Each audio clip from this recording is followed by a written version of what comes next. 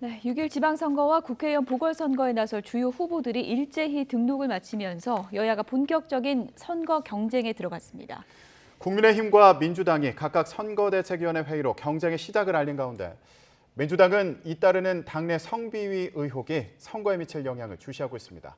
국회 취재기자 연결합니다. 조성호 기자. 네, 국회입니다. 네, 오늘까지 지방선거 후보 등록이 이어지는데요. 주요 후보들은 등록을 마친 상황인가요? 네, 오늘까지 후보 등록이 마무리되면 엿새 뒤인 오는 19일부터 공식 선거 운동이 시작됩니다. 양당의 선거 준비도 본격화하는 모습인데요. 여당이 된 국민의힘은 오늘 국회에서 선거대책위원 회의를 열었습니다. 이준석 대표는 인천 계양을 보궐선거에 출마한 이재명 상임고문을 향해 견제에 나섰습니다. 대장동과 법인카드 의혹 등의 수사가 진행 중인 상황에서 원내 지도부에 국회의원 불체포 특권을 제한하는 방안에 대한 검토를 요청했습니다. 개항을 해서 국민의힘 윤영선 후보가 당선돼 이 고문의 불체포를 불가능하게 하는 게 1차 저지라면서 이것이 실패하더라도 수사를 막지 않도록 연구하고 추진해달라고 당부했습니다.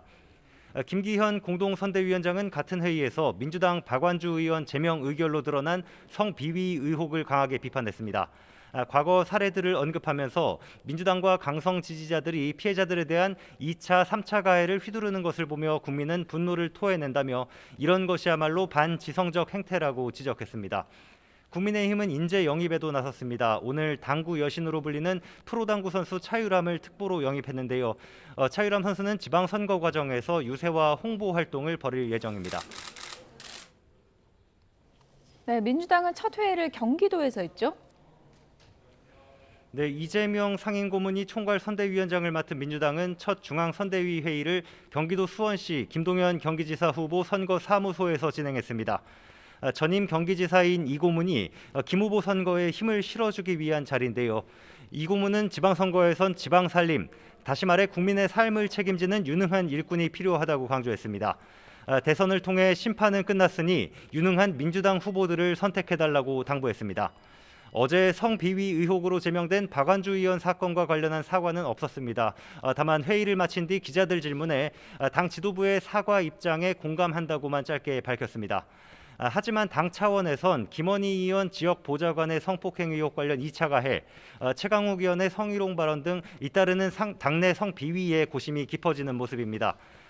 박지현, 윤호중 공동비대위원장은 어제 대국민 사과와 함께 당헌당규 개정을 통한 제도 개선을 약속하고 지방선거 유불리를 따지지 않고 제보와 조사, 징계를 이어가겠다고 했는데요. 그러면서도 선거에 미칠 영향을 예의주시하고 있는 모습입니다. 네, 어제 윤석열 정부 첫 국무회의에서 코로나19 손실보상을 위한 추가 경정 예산안이 통과됐는데요. 오늘 국회에 제출될 예정이라고요. 네, 말씀하신 것처럼 정부가 오늘 추경안을 국회에 제출합니다. 코로나19 피해 소상공인 자영업자 370만 명에게 1인당 최소 600만 원 방역지원금을 지급하는 내용이 골자입니다. 오는 16일 윤석열 대통령의 국회 시정연설을 시작으로 심사를 시작하게 되는데요. 여야 모두 신속한 통과 필요성에 공감하고 있지만 심사를 앞두고 기싸움이 벌어지는 모양새입니다. 정부는 기획재정부가 올해 세금이 53조 원 더 거칠 거라고 전망하면서 국채 발행 없이 추경안을 편성할 수 있게 됐는데요. 민주당은 추경에 소극적이던 기재부가 정치 논리에 따라 세수 추계를 조정하는 것 아니냐고 의심하고 있습니다.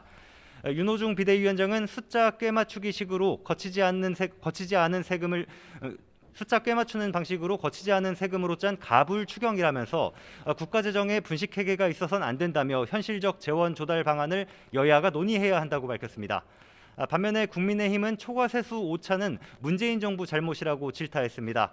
박형수 원내대변인은 어제 지난해 61조 원에 이르는 초과세수가 나온 것을 지적하면서 올해 세입 예산 편성 역시 문재인 정부가 한 거다 이렇게 반박했습니다.